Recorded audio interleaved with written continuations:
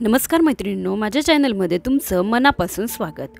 तर आजच्या व्हिडिओमध्ये आपण 12 वर्षाच्या मुलीसाठी साधारण साडीचा जो वन साइड ओपन कुर्ती जी आहे ती आपण शिवणार आहोत। साधारण 12 ते 13 वर्ष वयाची मुलगी आहे।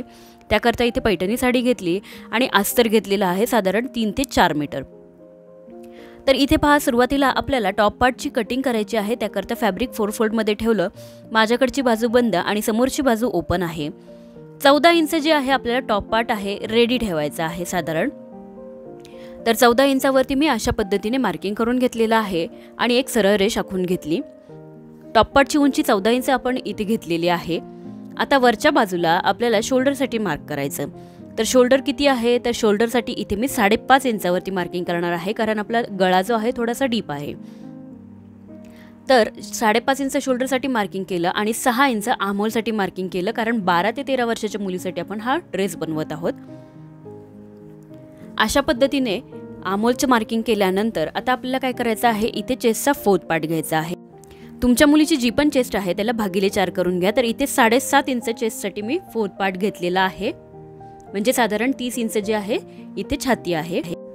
त्यानंतर खालच्या बाजूला इथे पहा, तर 6.5 इंचावरती इथे मार्किंग केलेलं आहे साधारण अशा पद्धतीने। वेस्टसाठी मार्किंग केलं आणि त्यानंतर आता दोन्ही पॉइंट्स जे आहेत ते आपल्याला स्केलच्या मदतीने इथे जोडून घ्यायचे किंवा लाईन जी आहे ड्रॉ करून घ्यायची। त्यानंतर फ्रंट आर्महोलसाठी 1 इंच आणि बॅक आर्महोलसाठी 1.5 इंचावरती मार्किंग करायचं। कर्व स्केल घ्यायची आहे। कर्व स्केलच्या साहाय्याने आता आपल्याला इथे मुंड्याचा जो आकार आहे तो देऊन घ्यायचा आहे। साडीपासून ही जी कुर्ती असणार आहे आपली वन साइड ओपन आहे फ्रंट साइडने, आणि त्याचबरोबर ही तुम्ही लेहंग्याबरोबर किंवा लेगिन्स खाली देखील वेअर करू शकता। अर्धा इंच शोल्डर जे आहे ते आर्महोल साइडला डाऊन करून घेतले आणि इथे पहा, आपण जे नेक पॅटर्न जे आहेत ते टोटली कॅनव्हास पेपरवरती कट करणार आहोत। आणि गळारुंदी साधारण मी इथे पावणे अडीच इंच जी आहे या साईजमध्ये मी गळारुंदी घेतलेली आहे। त्याचबरोबर गळ्याची खोली इथे मी फक्त मार्किंग करून दाखवते। साधारण 5 ते 6 इंच इथे फ्रंट नेक घेतलेला आहे। तुम्ही तुमच्या आवडीप्रमाणे गळ्याची खोली घेऊ शकता। जर कस्टमरचे ड्रेस असतील तर त्यांच्या आवडीप्रमाणे तुम्हाला गळ्याची खोली किती घ्यायची हे विचारून तुम्हाला मार्क करायचं आहे। शोल्डर स्लोप जो आहे त्याचं देखील मी इथे मार्किंग करून घेतलेला आहे। आता त्यानंतर काय करायचं आहे, जो खालचा हा जो पॅटर्न आहे त्याच पद्धतीने आपल्याला पूर्ण कटिंग करून घ्यायची आहे फॅब्रिकची।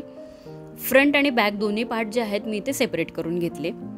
त्यानंतर पहा, इथे बॉटमसाठी मी फॅब्रिक डबल फोल्डमध्ये ठेवलेला आहे आणि पहा, आपल्याला टोटल 45 इंचाचा जो आहे ही कुर्ती रेडी ठेवायची। त्यात आपला 13 इंच जे आहे वरती, म्हणजे टॉप पार्ट जो आहे 13 इंचाचा तयार होणार आहे। प्लस त्याच्यामध्ये आपल्याला काय करायचं, 13 इंच टेप वर ठेवून अशा पद्धतीने मार्किंग करायचं। तर पहा, इथे साधारण मी 47 इंच घेतलेला आहे, कारण थोडासा वाढत्या मापाचा हा ड्रेस शिवावा अशी कस्टमरची इच्छा आहे। तर 47 इंचेसवरती मी मार्किंग केलं। फॅब्रिक इथे डबल फोल्डमध्ये आहे, बॉर्डरची साईड घेतलेली आहे, पूर्ण मार्किंग करून घेतलं आणि अशा पद्धतीने कटिंग करून घेतलं। मेन फॅब्रिकची देखील आपण कटिंग करून घेतली। आता मेन फॅब्रिकमध्ये अस्तर जे आहे ते आपल्याला व्यवस्थित जॉईंट करून घ्यायचं आहे दाखवल्याप्रमाणे। आणि कॅनव्हास पेपरवरती मी नेकची जी आहे कटिंग करून घेतलेली आहे। पुढचा गळा मी पान गळा घेतलेला आहे आणि बॅक नेक जो आहे तो राऊंड नेकमध्ये ठेवलेला आहे। गळारुंदी जसं मी तुम्हाला सांगितलं तर 2.5 इंच गळारुंदी घेतलेली आहे आणि गळ्याची खोली पुढचा गळा जो आहे 6 इंच साधारण आणि मागचा गळा 5 इंच असं घेतलं।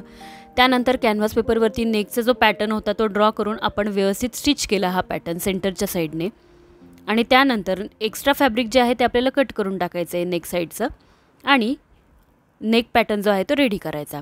आता जो बॅक साईड होती टॉप पार्टची त्याच्यावरती आपण अशा पद्धतीचा पदराचा जो पॅच होता तो वापरला आणि हा पॅच आधी जॉईंट करून घेतला आपण मेन फॅब्रिकवरती। मेन फॅब्रिक आधी प्लेन ठेवलं, त्यावरती हा पॅच जॉईंट करून घेतला आणि त्यानंतर आपण नेक पॅटर्न रेडी करून घेतलेला आहे। तर बरोबर सेंटरच्या साईडने तुम्हाला हा जो पॅच आहे तो व्यवस्थित अटॅच करायचा आणि त्यानंतरच नेक पॅटर्न रेडी करून घ्यायचा आहे दाखवल्याप्रमाणे। त्यानंतर नेकचा जो पॅटर्न आहे किंवा कॅनव्हास पेपर जो आहे तो आतल्या बाजूला टर्न करून घ्यायचा, व्यवस्थित प्रेस करून घ्यायचा आहे, किंवा इथे टॉप स्टिचेस तुम्ही करून घेतले तरी चालणार आहे। तर व्यवस्थित टॉप स्टिचेस आपण इथे करून घेऊयात। त्याचबरोबर आता ह्या ड्रेसमध्ये आपण स्लीव्ज लावणार आहोत, त्यामुळे आपण काय केलेलं आहे की आर्महोल साईड जी आहे ती स्टिच केलेली नाही आहे। सेम याच पद्धतीने फ्रंट नेक देखील आपण रेडी करून घेतला। दोन्ही पार्ट आपले जे आहेत तयार झालेले आहेत. आता त्यानंतर जो बॅक पार्ट आहे तो मी घेतला आणि मेन फॅब्रिक घेतलेलं आहे बॉटमचं मेन फॅब्रिक घेतलं. आता आपल्याला काय करायचं आहे की इथे अशा प्लेट्स घ्यायच्या आहेत. सर्व प्लेट्सचं डायरेक्शन अपोजिट साईडने किंवा आपल्या बाजूने ठेवायचं, फक्त एकाच बाजूने प्लेट्सचं डायरेक्शन राहील. अशा पद्धतीने हे बॉटमचं पूर्ण फॅब्रिक आपल्याला टॉप पार्टमध्ये अटॅच करायचं. खालचा घेर किती घ्यायचा तर तुम्ही इथे तुमच्या आवडीप्रमाणे घेऊ शकता, किती जेवढा घेर हवा तेवढा. तर साधारण 2.5-3 मीटर असं तुम्ही घेर घेऊ शकता. आता इथे अस्तर अटॅच करायचं आहे आपल्याला. जसं मेन फॅब्रिक आपण आडवं कट केलं स्क्वेअर रेक्टँगलमध्ये, त्याच पद्धतीने आपल्याला अस्तर देखील कट करायचं. सेम मी फ्रंट पार्टमध्ये देखील अशा पद्धतीने अस्तर जे आहे मेन फॅब्रिक जे आहे अटॅच करून घेतलं प्लेट्सनी. आता त्यानंतर एक मार्किंग केलं आपण डाव्या साईडने, म्हणजे कुर्तीची जी लेफ्ट हँडची साईड आहे तिथून आपल्याला पहिल्यांदा टॉप पार्टचं सेंटर आणि उरलेला जो हाफ पार्ट आहे त्याचा सेंटर अशा पद्धतीने घ्यायचा आहे आणि एक मार्किंग करायचं. तर इथे मी परफेक्ट असं मार्किंग करून घेतलेलं आहे. तर तुम्ही म्हणाल की आधी प्लेट्स का घेतल्या, तर आधी प्लेट्स घेण्याचं कारण असं की आपल्याला फॅब्रिक कमी पडू नये याकरता. आणि कधीही कोणती एखादं नवीन पॅटर्न ज्यावेळी शिवतो त्यावेळी आपल्याला थोडंसं कन्फ्युजन असतं, तर त्या पद्धतीने माझं थोडंसं कन्फ्युजन झालं होतं. त्यामुळे मी पूर्ण जो बॉटम आहे तो आधी स्टिच करून घेतला प्लेट्स घेऊन आणि त्यानंतर हा जो पार्ट आहे तर साधारण अशा पद्धतीने मी 9 इंच ते 10 इंच असं मार्किंग करून घेतलेलं आहे या फॅब्रिकवरती. आणि इथून हा पार्ट जो आहे तो मी कट करून घेणार आहे. जिथून मार्किंग केली त्या साईडने मी 2-2 प्लेट ओपन करून घेतल्या आणि अशा पद्धतीने हे फॅब्रिक आपल्याला डबल फोल्ड करून स्टिच करून घ्यायचं आहे. दोन्ही जो कटवाली साईड आहे आपली ती. त्यानंतर हे पहा अशा पद्धतीने दोन्ही फॅब्रिक मी फोल्ड करून घेतले. हा आपला साईड कट असणार आहे. आणि आपल्याला जे अस्तर लावायचं आहे ते पण याच पद्धतीने आपल्याला अस्तर लावायचं आहे.